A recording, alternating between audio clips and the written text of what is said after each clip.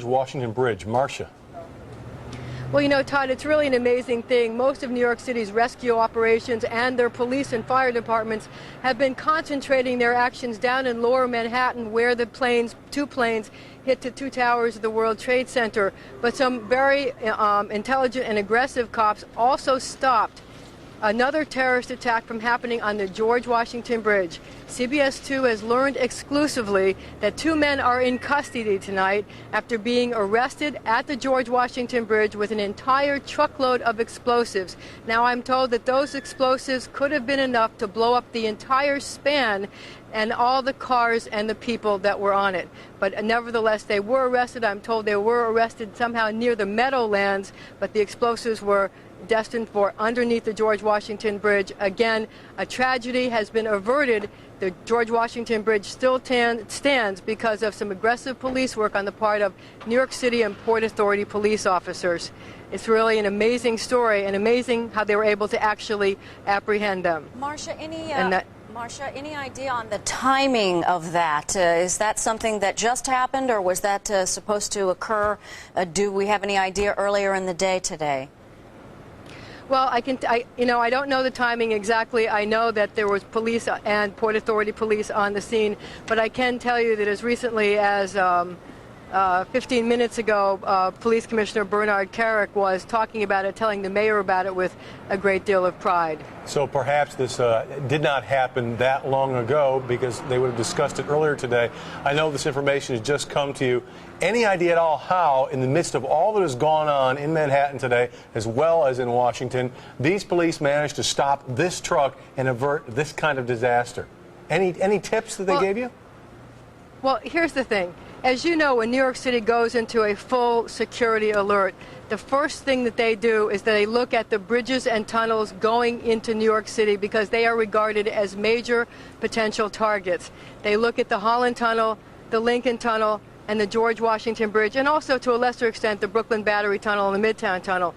And they're looking at those tunnels, and they're trying to prevent anybody that looks suspicious from going across. Apparently what happened in this case is that you had two people in a truck who looked suspicious. Police gave chase. They stopped the truck. They found an entire truck full of explosives, and they arrested them. Those two men and their explosives are in police custody tonight, and another tragedy has been averted.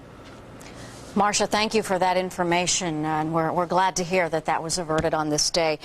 We've been talking all day, Todd, about the American blood centers, talking about the requirement for blood with so many people hurt and injured, and we've been told a lot of people showing up, which has been a great sign of the support of this town, but that some people have been turned away. A spokesperson for America's Blood Centers says do not be discouraged.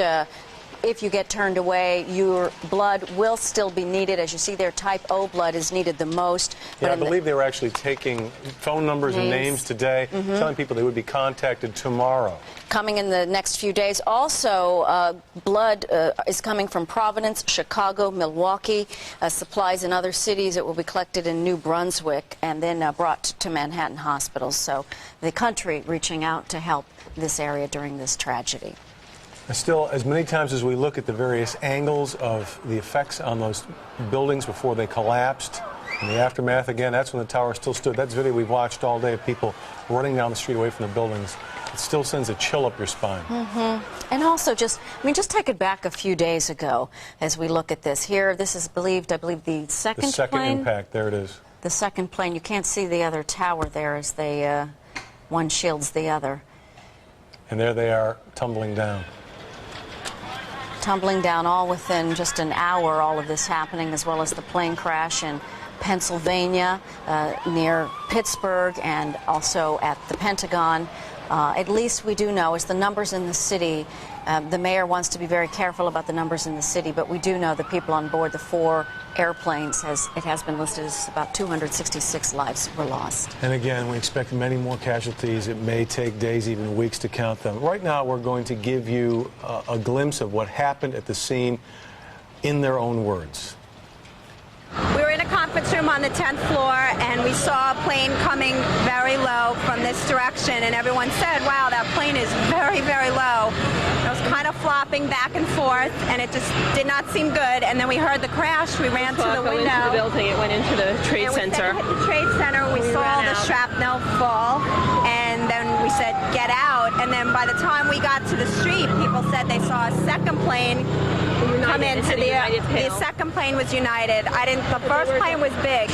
We heard the second plane crash into the building, but we saw the impact come from the other side. The plane crashed from the right side of the building, and the impact blew the left side of the World Trade Center out on the second building.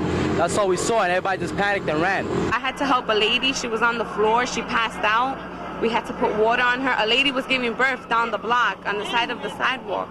I mean, this is crazy. This is crazy. What are you doing, in situations like this? And we all started evacuating, and then people were saying it's better to stay in the building. And most of us kept going. We went down the stairs. It took us about a half hour, and we got out of the building. And they were saying, "Don't look up," they said. And they said, "Keep going, keep going." We had a report of a fireman trapped over here on the northwest corner. So I'm going to make sure that we got people over there to help dig him out. I went to see if my brother had left the job. I get upstairs, the building's on fire. I find him, we're watching it. We're trying to leave the subway. They're telling leave the subway. People are pushing people onto the platform. So they're like, we're standing there telling us the Pentagon's hit. We're listening to a call report, and then the building explodes. And we're seeing it, and it's falling. And it just, the smoke, and it just started coming. Everybody started running. You just had to run. When we came out on the floor, on the lobby, there were still people on the floor, dead on the floor. There was a person encrusted on the floor.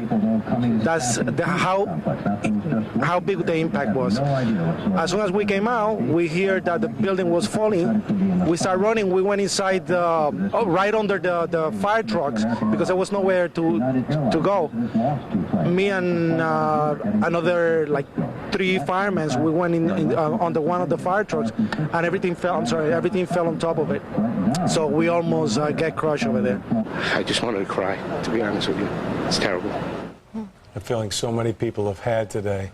Again, we look at the dust, the debris, the smoke, the action, the fear. It all comes down to lives being lost. We have no idea at this point how many may have been lost. Some estimates are in the thousands, although Mayor Giuliani did say moments ago he still believes there may be survivors in the World Trade Center, in that rubble that you see there now. Lights have been moved downtown as crews begin their rescue operation.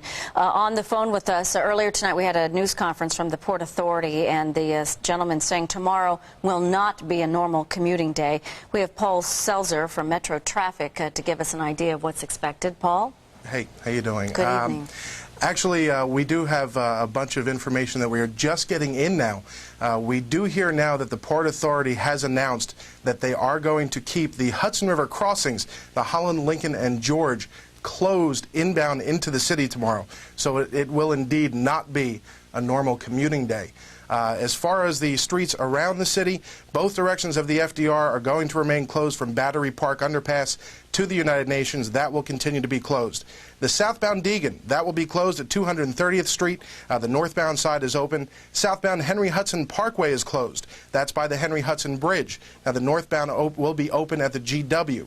The westbound Cross Bronx, that's open at Jerome Avenue. Delays are back to the Bruckner right now. Now the eastbound side is open. As far as the Belt Parkway goes, that will be closed around JFK. Obviously for police activity, a lot of the military planes have flown into JFK, so they'll be staging there at JFK.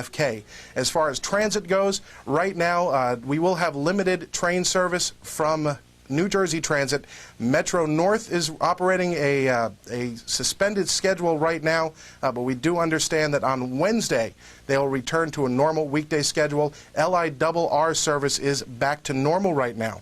As far as the Upper East River crossings go, we are taking a look at that right now, and we do have reports.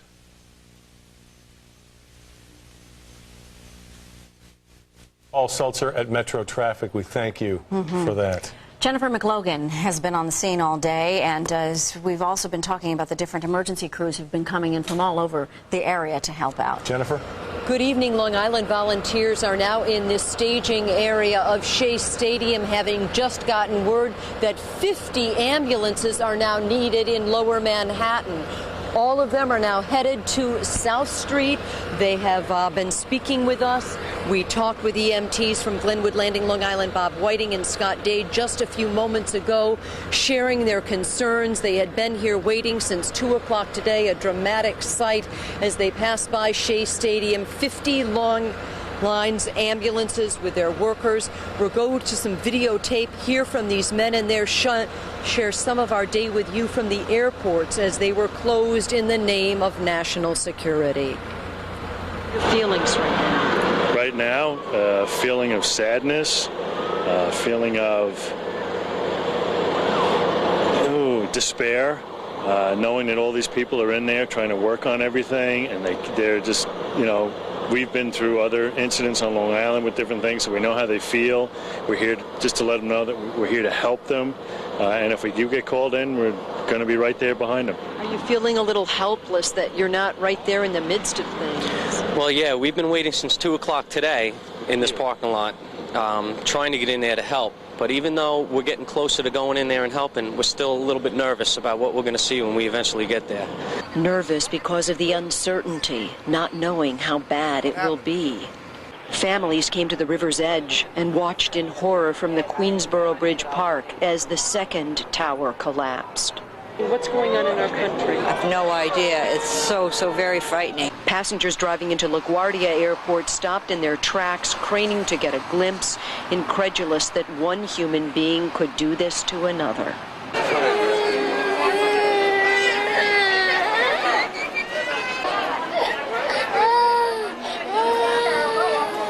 At Kennedy, SWAT teams and canine dogs swept for bombs inside the American Airlines terminal, and soon every plane on the tarmac was grounded and anyone flying in the air was forced into an emergency landing at the closest airport.